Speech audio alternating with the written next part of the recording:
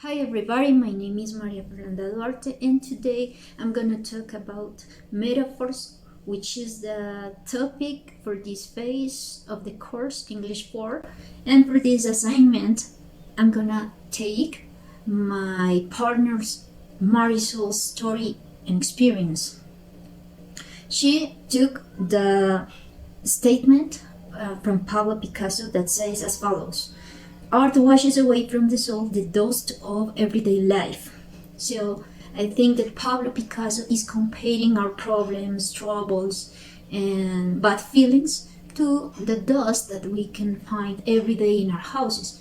And in the same way that we need to clean our houses every day, we also need to clean our minds and our souls from bad feelings. For example, when we are fired from our jobs, or when we break up someone, or I don't know, when we don't reach some goal, we tend to be or to feel depressed, we tend to be anxious or frustrated. And that's important for us to find a way to set us free.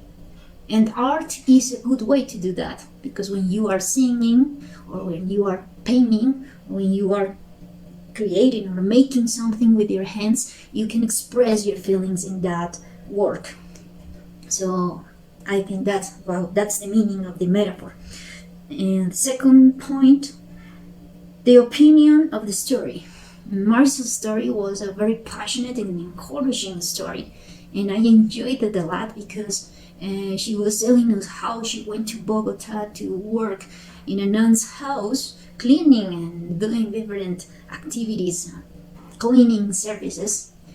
But she was very young and she started to get anxious, depressed, sad.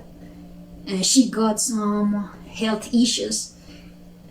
That was concerning. But at the end of the story, she found a nun who helped her to explore her skills to paint, and she decided to live from painting instead cleaning places. And that was a wonderful story, even most of all because she was very young. She was only 18, and I think that not many people take the risk to do that, to travel to a metropolis, to get in an adventure.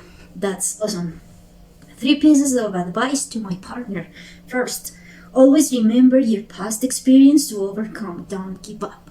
And I say this because sometimes we tend to forget our past battles, and when we face a new one, we give up. But if we did that in the past, that means that we can do it again. The second one, follow your dreams, whereas they don't damage or hurt others. And I say this because I have met a lot of people that have nice dreams, but in order to reach those dreams, they pass over other people, and I don't agree with that. If your dream is gonna help others, go ahead. But if your dream is gonna hurt others, that's bad. So don't do it. And the third piece of advice: don't put your job, studies, or duties over your health. And that's something that is happening to many people daily, because they are worried about earning money, so they don't have breakfast, they don't have lunch, and a lot of things they forget about their families.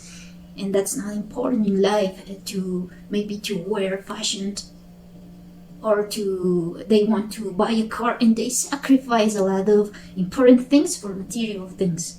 So don't prioritize your job or money, or even studies over your health. And what lessons I learned from her story? I learned that I have to be resilient in hard circumstances. She showed us great strength along the story. Even when she was alone in Bogota, she found the strength and found the way to overcome, and that was amazing. The second thing, art is a good way to cast out our demons or bad emotions. And yes, that's true.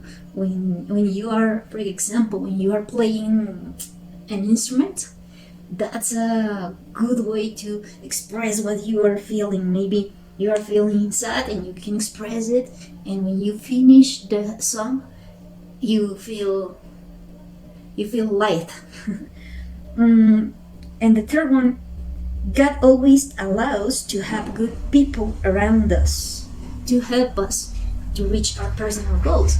In the case of Marisol, in Marisol's case, she found a nun that helped her to explore that she valued her talent and helped her to explore and discover her talent. And she taught Marisol how to trust herself, and that's important. And I think this is something that God does on our behalf. So that's it. Thanks for your attention, and see you next time.